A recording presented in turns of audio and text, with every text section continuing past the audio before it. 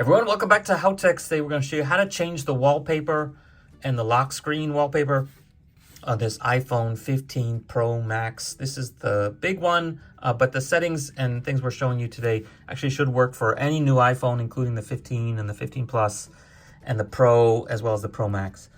So where do I set the wallpaper? Basically, if you go to the settings menu, which is that gear, and you want to go down here and look for wallpaper, which looks like that kind of geometric pattern. And click on this. And now it gets pretty complicated nowadays. It used to just be you'd pick a photo and it'd be the same photo, not much else to set. Now you can not just set a photo, but you can actually set things that like update dynamically. So anyway, let's just go through here. Since this is a new phone, we don't have any like preset ones. So this is like the default, and then you can basically add a new one. So let's click here. Okay, so we have a lot of options. As you can see, we have photos, photo shuffle, emojis, weather, astronomy, and color, and there's some sort of featured ones which include, I think, the weather and astronomy. So these ones are interesting because it like needs to use your GPS to figure out like where on the earth you are. So it can tell I'm actually in Hong Kong right now, so it's dark outside, so this is what it looks like from space, I guess. I can be on Earth. I can even see Venus. I guess it doesn't care where I am on Earth right now. So I can see multiple views of Earth as well as other planets. So it should zoom in down there somewhere.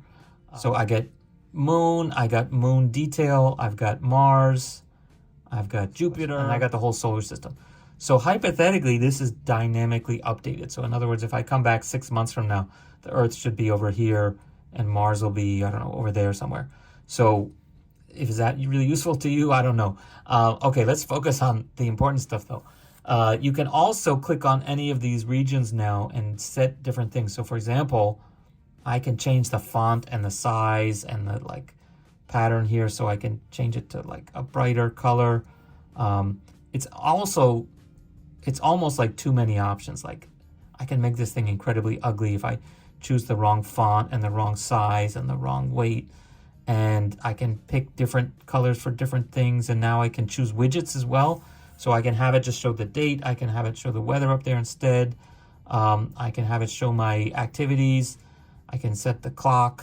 I can set alarms. I can have it show my weather, etc. So there's lots of widgets you can pick there.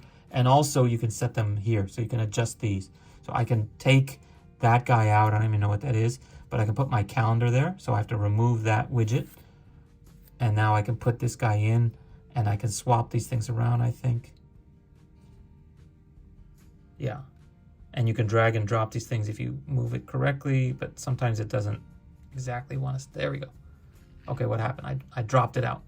So anyway, that's some of the options you have. It's actually too much option, I think.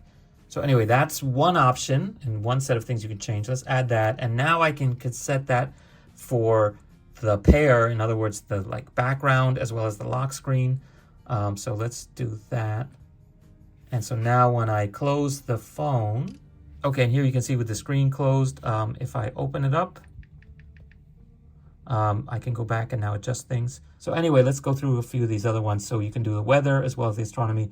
Kaleidoscope, these should dynamically update. Emojis is just basically patterns of emojis that you can pick. I guess this is a dynamic one too. And then these are kind of the default. This is the iPhone 15 kind of advertising picture. I don't think the fish move around. Let's see if they move around. I don't think they do. So anyway, so there's that one. And then you have some other options here like the depth effect. If you're not familiar with this, this makes it so that when you tilt the phone, like the position of the photo relative to the edge of the screen kind of shifts so it looks like you're kind of looking down into something. So there's that option. One other thing that's interesting is that this is like dynamically recognizing the edge of the number and putting it behind some of the objects. I'll try to demonstrate with like a photo. So let's just go and pick a photo kind of the old-fashioned way. If I pick this, for example, so there's an option to have it use the live photo. So this will basically, because I took this as a live photo, like you can see the scooters move up. So every time I turn the phone on, it should like actually do that dynamically. Let's just leave that on and see what happens. So let's add this and then set as the pair. And so now this is the blurred out version of that photo in here. And if I lock the screen and now reopen it, oh, the guy's moving. Well, that's pretty cool. Actually, that's really cool. So anyway, yeah, every time I open and close it, it moves a little bit. So it gives some like lively feeling. So let's get this guy open again. And yeah, so we're back here. This is kind of useless because it's so blurry, but let's go back and try to adjust it again. So in here, you can change from the photo. You can also just pick a flat color, or you can pick a photo without the blurry on it. Let's see if that works. Yeah, so that's kind of too noisy. And then you can turn the blur on, and I guess it's on or off. There's no like adjusting how blurry it is. So anyway, that's just a really brief kind of intro to that. You can just keep adding more and more options. So there's actually a shortcut way of changing this wallpaper. If you unlock the phone, and in this case, if I pull down and now I hold on it, or if it has like face recognition, even before I swipe up, it should unlock. And then if I hold down my finger on here, it'll get to this, and I can swap back and forth between, like, this is the previously done one, this is the one that we picked, and then this last one we picked.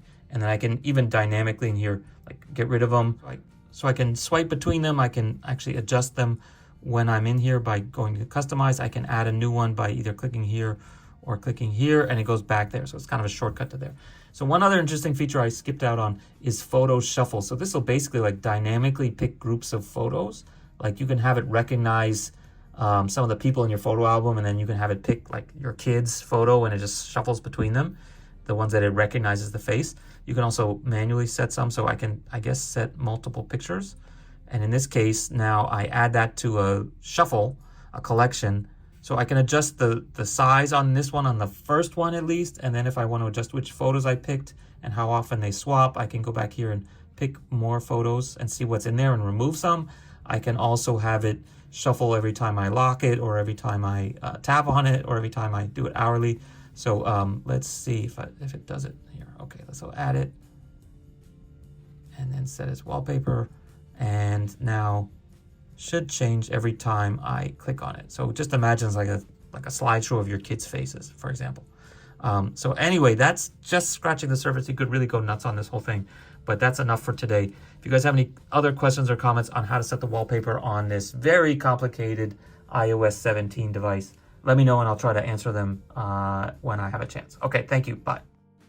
Everyone, welcome back to HowTechs. Today I have a deep purple iPhone 14 Pro, and in today's video we're going to show you how to insert and remove a physical SIM. So before we start...